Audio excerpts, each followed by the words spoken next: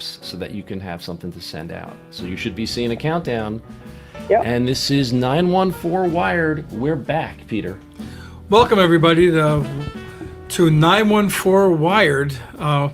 We are a podcast in Westchester County. Charlie Stern is running the show now. He's the engineer. He is one of the three founders, along with Ardina Seward and myself. Ardina's background is in television news. She was on the other side of the camera, but she could have been on the side of the camera where you looked at her. She chose to be the first African-American camera woman to ever work for a television network in the history of the United States. I was a New York Post reporter, and then I worked for Channel 9 as an investigative producer and political producer.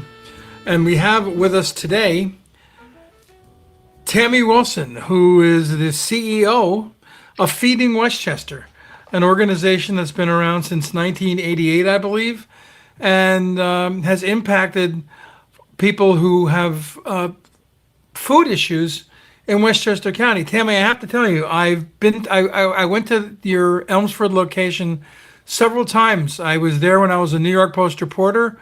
I was there when I was with Channel 9, probably around Thanksgiving.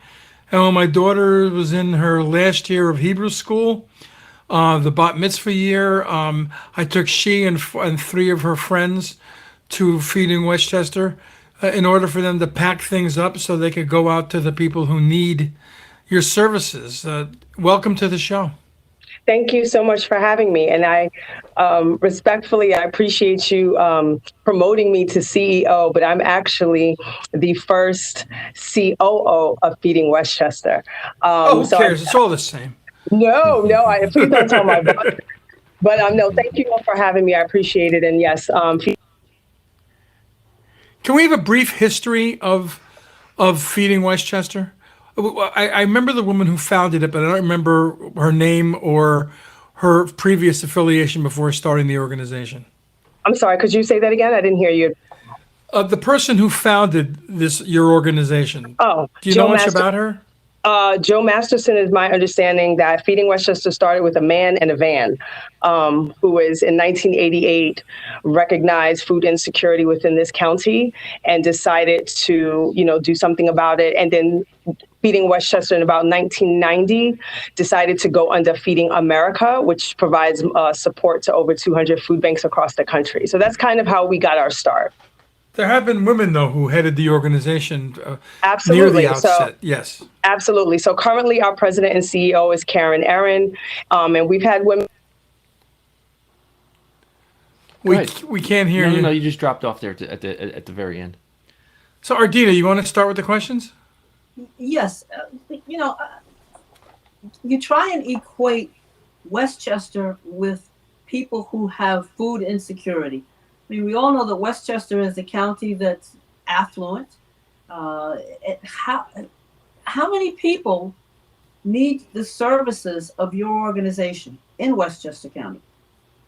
Sure. So to paint the picture, think of it as 1 in 3 households in Westchester County need our assistance. So the federal poverty rate is about 26,000. 1 in 3? 1 in 3. Take that in. 1 in 3. Okay. So there's almost 1 million people in Westchester, 970,000. Over 300,000. You're saying 300,000 people experience food insecurity in Westchester. 1 in 3 household, and we see about 220,000. We have 220,000 neighborhood visits a month on average. That is staggering. It is staggering, and it's much more than I thought. Yes. Who are they? They're your neighbors in Westchester County. They're throughout. They are full-time. There are full-time workers. There are people with either, I would say, mid-range jobs, a minimum wage. It's your average person, right? So to paint the picture so that you can better understand, the federal poverty is about 26,000 for a family of 2 adults and 2 children, right? That's considered the federal poverty level. But in Westchester County, in order to make it with that same family, it's $94,000 just to make it. And so if you are a full-time employee making minimum wage and you have 2 parents who are doing that, that's only $60,000. You're still short $34,000 just to make it. And these are bare necessities with rent, food, childcare, internet, cell phone. So the need is definitely great, and it's 1 in 3 households. It's staggering. We've all here used this term food insecurity. Can you step us through the spectrum of food insecurity? Because it's like it's not just people starving; it's people that maybe can afford 10 meals a week, but there's 7 days and they need 20 meals a week. So where are this 200,000 people on that range? Right. So food insecurity can be, anyone with even just two parents or even like a couple, right? So that could be someone who has a full-time job and they're just not meeting the exact need that they can monthly for food, right? So you have groceries. Groceries right now, myself as a parent, I could spend $350 a week on those kids because they like to eat, right? They eat a lot. I got teenagers and things, and there's a gap there, right? So there's a meal gap. So food insecurity, you have to think of it as, let's say, a senior who has to decide on whether or not their Social Security or their SNAP benefits can pull them through the month, or do they decide between food and medication? You have veterans, like everyone is pretty much, I would say, at some point in time, you get on a fixed income when you have to make decisions about whether do I get nutritious food or do I get medicine? Do I get nutritious food or do I pay the rent? Do I pay my utilities? So it's a lot more than what people think, especially considering that Westchester is an affluent community. So No, it's not one. That's the thing about Westchester. It's not one community. it's not one thing. There are 5 or 6 cities in Westchester, and I would imagine that a fair number of the people who are food deprived live in those cities. You'll be very Percentage-wise.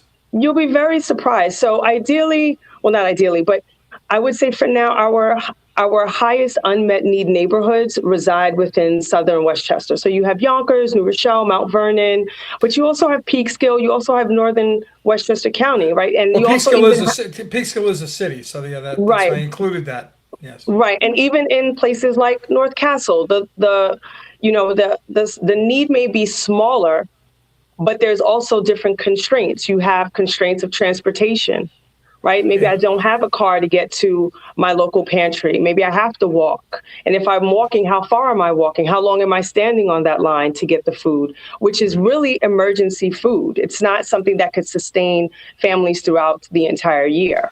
That's part of the entire problem with poverty in Westchester County. When these municipalities create affordable housing, oftentimes they put it in parts of their communities where there are no goods and services people can walk to.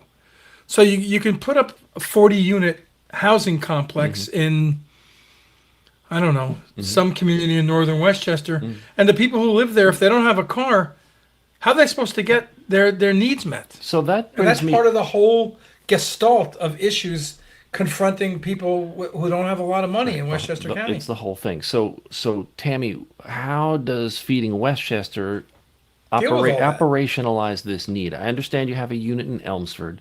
Is it a central distribution point? Is it a place where people actually go and receive food? Can you eat there? How does it work? So Feeding Westchester in Elmsford, this is our main distribution center. So we're about almost 40,000 square feet. But what is great about us is that we have amazing partners. We have nearly 300 partners within the community that include schools, pantries, hospitals, shelters, churches, synagogues. We have a number of partners. So what we do is we are the source for, we have a lot of government food, and we also have donated food, and we work with our amazing partners to distribute this food out to people. Now, our neighbors, to your point, sometimes they're spread out. We also have our mobile food pantry. And our mobile food pantry is a market on wheels, right? So what we do is we take a 26-foot truck, we go out into the community, and we go out and we try to identify communities that do not have one of our wonderful partners there so that we can fill that gap. How has this changed with the undocumented population? I don't think anything really has changed. We just see an increase in numbers. We accept anyone who is in need. And what we do is we take the information as far as how many people are in your household, and then we're providing emergency pantry bags depending on the number of people in your household. I think for us, though, we only give about, let's say, 3 days worth within a month, right? Let's say 3 days for up to a family of 4. But if you do the math, and currently we're at 21 million pounds this past fiscal year, we hit about 21 million pounds and we doubled in the last 3 years. But in order to fill the gap, to really fill the gap, we would have to be a $35 million organization. So we're only giving a small piece of it, of the food for those that are in need. But we do our best. And again, we have amazing partners that really support. Like some of these partners are unpaid staff, volunteers only, work every single day. When you talk Yes. about partners, are you talking about the food pantries that for whom you are a supplier, or are you talking about the restaurants, the food distributors, the farmers? I don't know, but No. like which side of the supply chain are you talking about? Both? So when I'm referencing partners, our main partners that do the day-to-day work, those are the schools, the pantries, the soup kitchens. Those are our partners. But to your point, we have other partners. So we work very closely with our retail recovery program.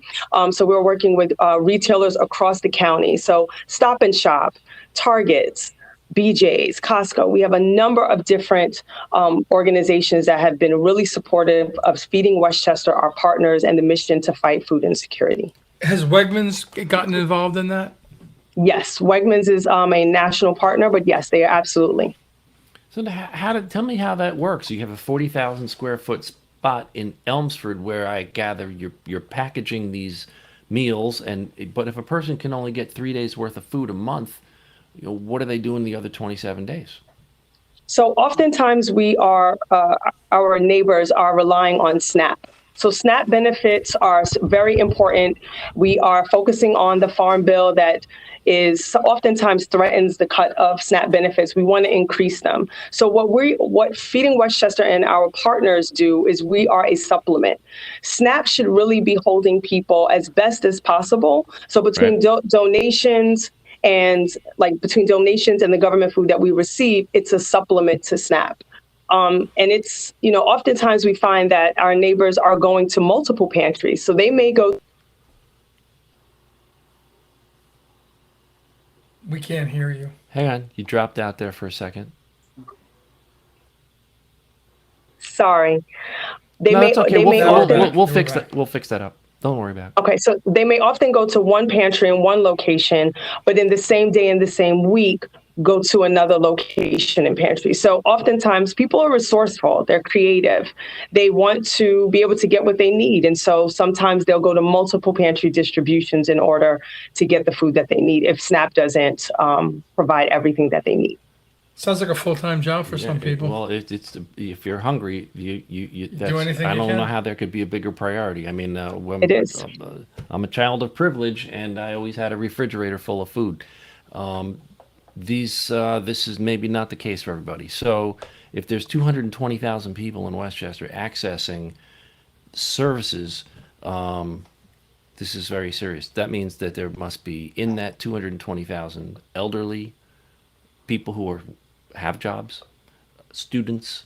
I mean, it must be people from all walks of life. I mean, who actually accesses the facility in Elmsford? Is it a walk-in kind of place, or how does it work? So our facility in Elmsford is just a distribution center. We come in, we have because we've recently expanded, we've doubled our storage. We were at 125% capacity, so we've added an additional 12,000 square feet. But this isn't a place where you would come to get an emergency bag. This is where we load up our trucks. All of our workers and staff load up trucks. We receive product here. We have volunteers that come to our location that sort through things. So we have a lot of our retail recovery program. We get a lot of items from, like I said, Target, the Wegmans, Stop and Shop. And we have daily volunteers that come in and sort through this, prepackage it so that we can go and send it back out to our partners.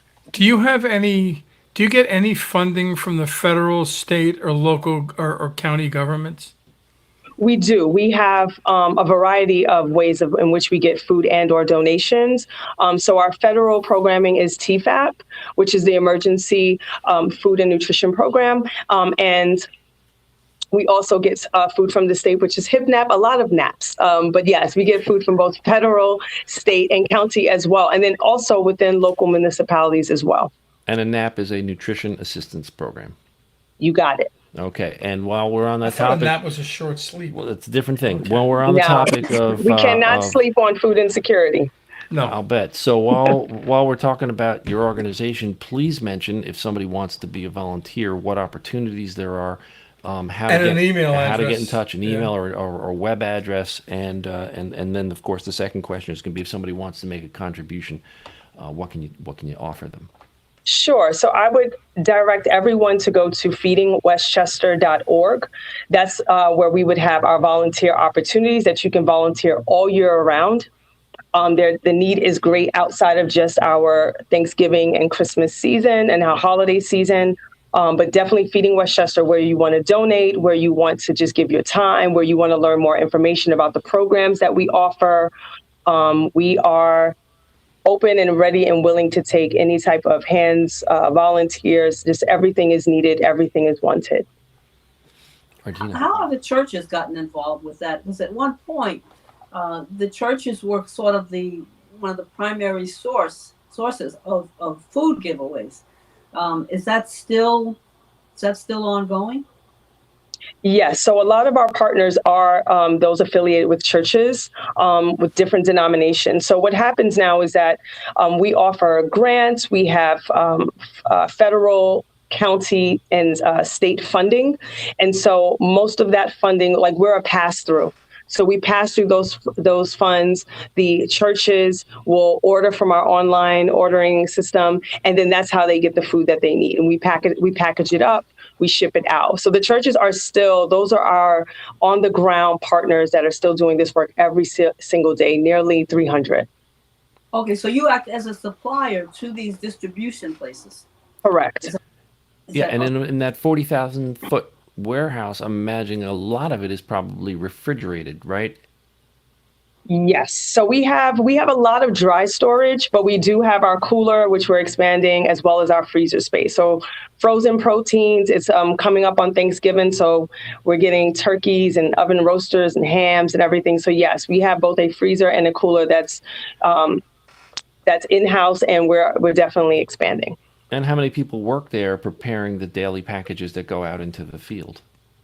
Feeding Westchester is a wonderful team of a little over 65 people. This includes warehouse staff, administrative staff, all under the same roof working together to get this done. It's a great team of people, great team. So if someone walks into, I've been to the soup kitchen, and there's a couple of them, I think, in Mount Vernon, but I've been to one in particular I can remember. If individuals walk in there, they're going to get 3 days worth of groceries and a couple of bags. What's in those bags? I'm just trying to understand, like, what are they picking up on a typical day? So we, under Feeding America, we really, the goal is to not just provide food, but nutritious food, right? So our goal is really on produce and protein. So we're making sure that there are a variety of vegetables, produce, and fruits, right? We're really focusing on culturally relevant foods, but right now we're looking at definitely predominantly produce. So we, so what's in the bag? What's in the bag? Sure. You could have corn, avocado. You could have Scotch bonnet peppers the other day, tomatoes, anything that's seasonal, right? That's also important. You want to have seasonal because if it's seasonal, it's local, it's fresh. On top of that, you could have beans, you could have rice, grains, cereals, milks, think about quick breakfast food, something that you can have a meal. Frozen protein is hard to come by, but really also oftentimes we can do this as well. It just really depends on the donations for the month. But we always produce and protein definitely is a mixture within the bag. Are there any goods that come through, like baby diapers, napkins, the paper towels, those kinds of things? Because that's a part of groceries. I mean, it's part of taking care of yourself. It's a part of cooking. Absolutely. So we also have non-food. So to your point, feminine hygiene products, right? Laundry detergents. We get a lot of those things from our retail recovery partners. And so, yes, we have opportunities. We have toys. We also have birthday cakes, right? Because people who are food insecure, they need cake and they have birthdays and celebrations too. So we offer a lot of different things. But yes, non-food is definitely a part of it. And it's something that people don't think about.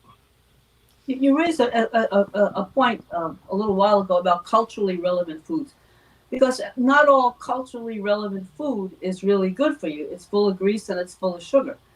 Now, is there any sort of nutritional advisory that comes with the food giveaway? Just telling people to. That's a great question. Yes, absolutely. So we have nutritionists on staff, and we have a program that we are a part of called JSY. So it's Just Say Yes. And oftentimes what we found is that, maybe you don't know how to cook something more healthy, right? So like maybe bok choy or maybe plantains or something. We provide on-site cooking demonstrations to give you another look at how you can actually make this food. Oftentimes people don't like brown rice, but we have nutritionists on site who are like, this is what you can do with your brown rice, your black beans, and this corn that I just got out of my bag. And we do those types of demonstrations. One, to provide nutrition and health, and two, just to open people's eyes up to like, even though you don't cook with bok choy, these are the wonderful things that you can do. You can use them in your recipes. And I think that's super helpful for people as well. Can you share with our listeners and your listeners how Washington and the dysfunction in Washington is impacting your work and the recipients of your largesse? Sure. So right now, and I'm very thankful that Washington extended the government shutdown about 45 days. So super helpful because, again, the majority of our food comes in through our federal government, so the USDA. And so I would say what we try to do is, and we've had a partnership with Feeding America and other food banks across the country. We go to Washington and we really advocate that they should not cut vital programs like SNAP and increase these things. Like, don't cut things like WIC, so women, infant, and children, and really focusing on, please do not cut. We want you to increase, but do not cut. But I think with the government shutdown, I think what's impactful is that things stop, right? So we want to make sure that we have all of our federal government commodities in-house so that we're able to continue to distribute. I think also the concern too is just if the government shutdown goes for a very long time, what does that mean for our neighbors? Well, we're ready to pivot and make shifts just in case these things happen, as are other food banks across the country and within this state. We also do know that one party pushes for not just continuing these services, but expanding them. And the other one seems to be bottom line oriented. And for whatever reason, they're very difficult to reach. How do you reach these people? Well, I was lucky to actually go to Washington with other food banks, and we flew into Washington, D.C., and we were able to meet with our congressmen. So we've met with all of our congressmen and women within West that support and oversee Westchester County. So we're able to sit, make a stand, express how we're feeling, how our neighbors are feeling, giving them the same stats of, 94, like I think $94,000 really resonates with people for a family who's like, that's the bare minimum. And we really have been advocating for them. And we plan on going back again and again until they realize like this is important. It's not So just you a met with Republican or a Democrat. you met with the Congress members who cover Westchester County, which means that you met with Lawler. Bowman. We met And with Lawler. Jamal. Yep, and Lawler, correct. And if I can just single him out, how did he respond? Because he votes pretty much along the conservative lines. And I don't know that that's helpful to Westchester when it comes to food issues. So Congressman Lawler is a part, I know he is focused on a hot food bill, so hot food within schools. And so I believe that we were received well. I believe that our numbers showed the issues within his district. I think we just had to bring it to light that it's a lot of seniors, it's a lot of children, Right. it's super important for them. And I think once we discussed that, I think people's eyes open. So all we can do is continue to advocate and do the work that we do. So Lawler was on CNN this weekend, and this is not a pro-Lawler statement, but he said he didn't want a shutdown.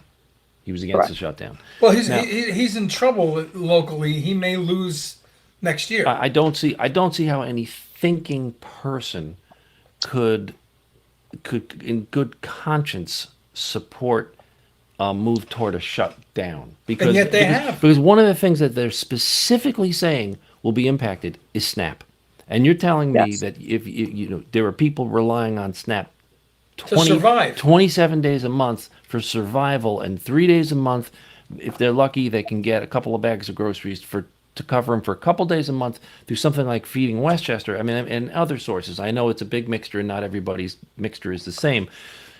But the notion that SNAP would be undermined by an outage, it's like barbaric, Peter. I really don't Which is understand. why I asked about I it. don't understand how anybody could possibly think that you could do that. Bernardina's in Yonkers, and Right. she knows from just by living in a city where so many people are on the edge. This is terribly frightening for anybody. But in a city like Yonkers or Mount Vernon or even my hometown of Portchester, frightening stuff. Because if SNAP were to be undermined, if that thing had happened, this government shutdown had effectuated, and it could still happen 45 days from now, and SNAP was cut in addition to a bunch of other things, Right. demand would go soar. Tammy, you wouldn't be able to keep up with it. Demand would soar. Charlie, Right? there is precedent to this.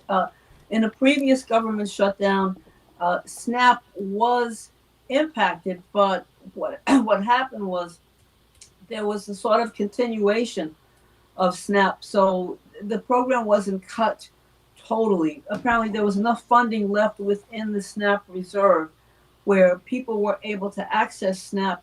This was some days after the government shutdown. I believe that was, correct me if I'm wrong, that was like 2019, I think. Yes. Yes. But, right. So, but there is a precedent for this. I'm not saying it's a total fail-safe agenda, but SNAP was able to continue even on a limited basis. The larger issue is that now you have two hotels in Westchester County that have a sizable migrant population. So if government support gets shut down, I mean, how are you going to feed these people in Ardsley? How are you going to feed the migrants at the Ramada Inn in Yonkers? How is that going to work?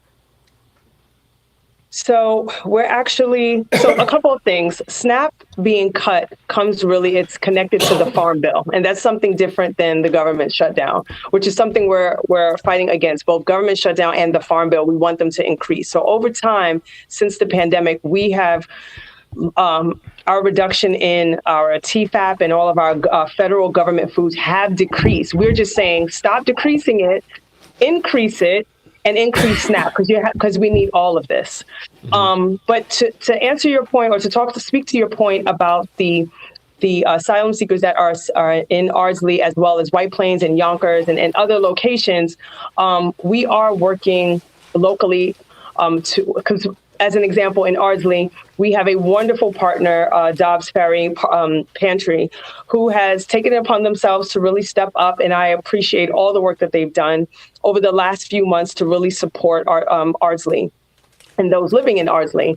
And so currently we want to take that lift off of our partner. And so Feeding Westchester is going to work with them, as well as those who are overseeing those two locations, to really help support that effort. So same thing, emergency bags, and really supporting. The needs are different than I would quote and say the regular Westchester County residents. We're providing one small service, but they need a full 360 degree of wraparound services, but we're just providing a small facet of it. But So all of our neighbors important, all of them. Go ahead, I'm sorry. So my understanding is that we had Ken Jenkins on the show fairly recently, I guess about a week ago, and he was saying that the number of migrants in Westchester was somewhere in the 400 range. Now, maybe it's gone up a little bit, but all of this is adding to the demand for your services, and you're saying that some of these folks needed an uplifted level of support because they have less to begin with. So all of this is to say Feeding Westchester, absolutely critical, a super important part of Westchester. Tami Wilson is the Chief Operating Officer of Feeding Westchester. We appreciate you coming on here today. We need to have her bringing come on some light to this sometime between Thanksgiving and Christmas, because I'm assuming that these are specific holidays that are your organization impacts people in a very, very profound way, because people do not like no one should go in the holidays or any other time, obviously, Right. without food. So are you willing to come on again Absolutely. between the holidays? Okay, great. All right. Absolutely. Tammy, Absolutely. you are now officially a friend of the show. And Thank you. and that's We don't have any T-shirts. that's yeah, but we will eventually, right? I'll We still will. come. I have We're my getting own. I have my see own. that. I see I that. have my own. Tammy Wilson, thank you for being our guest on 914 Wired. Don't go away. And that's it for today, folks. On behalf of our Dina Seward and Peter Moses and myself, thank you, everybody. You can hear this podcast on Apple Podcasts, Google Podcasts, iHeartRadio, Spotify. We're kind of all over the place. And my monitors are wigging out right now. Tammy, thanks for being here. Thank you for being our guest. Thanks for having me. Don't hang up yet, though. Don't hang up. Don't go away. I'll go.